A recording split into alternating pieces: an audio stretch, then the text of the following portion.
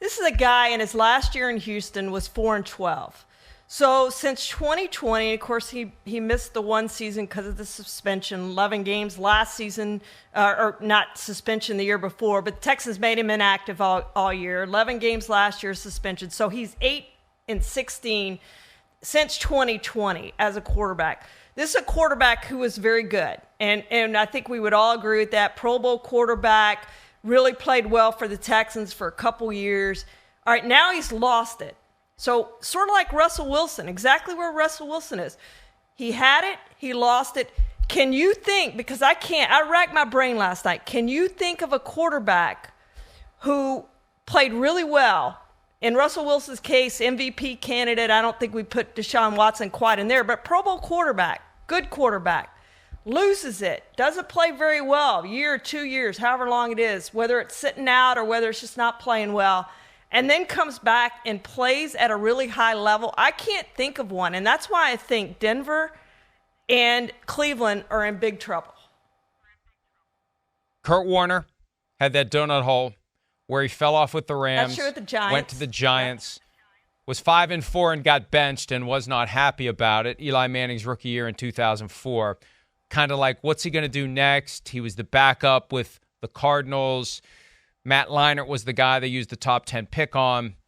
Then Ken Wisenhunt became the coach and started doing the Leinart's the starter, but once we fall behind by 7 to 10 points, we're going to put Kurt Warner in to get things even again. And then when they get even again, we're going to put Leinart in, and then we fall behind again, and then Warner saves the bacon. And they did that until Leinart suffered, I believe, a fractured collarbone in 2007. And then Warner, boom, next year's Super Bowl and Hall of Fame credentials cemented. The other guy's Rich Gannon. And I thought Rich Gannon, Rich Gannon wasn't great, bad, great. Rich Gannon was bad, great. So he never had the first wave. It was just like very delayed discovery of high-end ability, like 8-9 years into his career, maybe a few less than that. But he was out of football for a full year. Yeah. And then he's the MVP in 2002. It was late. He was like a late 80s, like he was with the Vikings, and then they traded him, and he was with Washington, and then he disappeared. And then John Gruden turns him to an MVP, although he was the MVP after Gruden left, but John Gruden got him on that right track. So, yeah, and here's the other side of it. Kurt Warner and Rich Gannon were pocket passers. Gannon had some mobility. But when your game as a quarterback relies in fairly significant part on your ability to move either laterally or vertically, and you can just tell by watching, especially Watson. Now, last year, Russ was a little thick in the cage, as they say. He was a little too big, and maybe that sapped his mobility. But for Watson, that's a big part of the game. That's the modern franchise quarterback, the guy who has the ability to run away from pressure, extend plays, and make a throw, the Mahomes style. That's the platinum standard, obviously, or just run it. And that's what we used to see from Watson. And he was never a guy, Charean, who just like zoom right through the defense. But he always knew where the angles were, where the spaces were. He knew how to slip through cracks. And I think it made it more exciting because it's like when Mahomes runs. Mahomes doesn't run by people, but he just kind of works his way through the maze and just keeps going. And it's like, how is this happening? Watson was closer to that. Watson a little faster, a little more zip in his run than Mahomes. But now I don't see that. What did we see on Monday night? He was getting, he'd have pressure and he'd make his move and he couldn't hit the edge. He couldn't explode away from the front seven like he used to. And I think that's a big part of the concern. You take that out of his game, different guy altogether. Yeah, he doesn't seem to have his legs, and that's a great point about him. I don't know. He just doesn't look like the same guy from would have been 2019, 2018 that he is now. And I don't know, a year off, but, you came back and you played games last year. So is there still rust there that needs to get off? I don't know, but I do think the Browns have to be totally concerned about where Deshaun Watson is. And wondering if they can win with him. I mean, that was a huge trade with what they gave up in compensation, both to the Texans and to Deshaun Watson. And here they sit, and they do not look anything like a playoff team. And you think when you have a quarterback, you look at the Rams. I don't think the Rams have a great roster, but guess what? Their quarterback came back, and he gives them a chance. They look like a much different team than they did at the end of last season, and it's simply because of the quarterback. And Deshaun Watson doesn't look like that guy to me anymore, for whatever reason.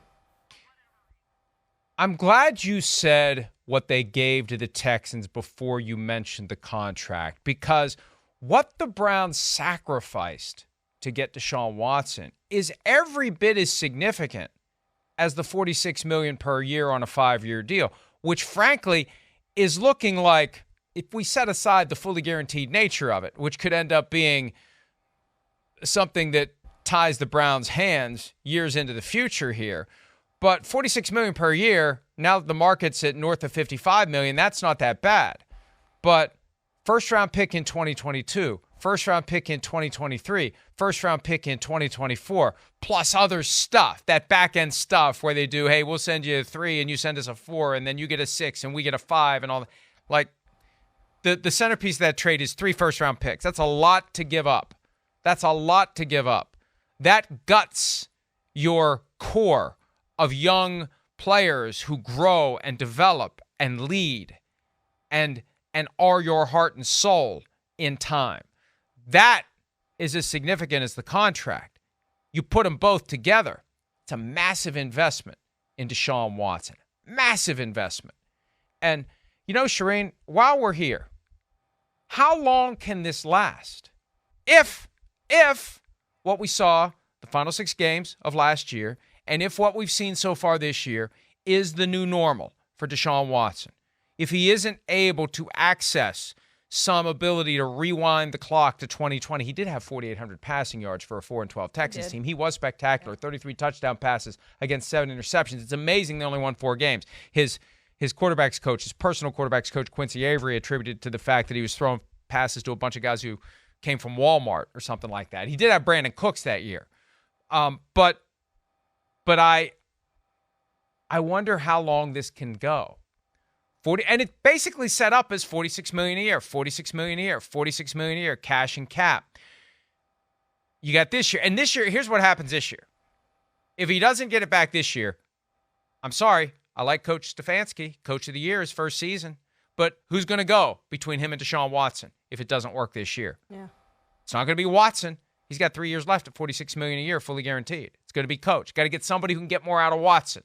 Next year, when there's a new coach, if that happens, okay, it's Watson's fault if the new coach can't get him to play like he did back with the Texans. But you got 2 years left, fully guaranteed, and $46 million a year. What do? You just hand the ball to Dorian Thompson-Robinson under his rookie contract, slotted, and just say, oh, well, we'll just pretend we're paying him that money? If this doesn't work, if this doesn't turn around for Watson, they have one hell of a mess in Cleveland, Charean.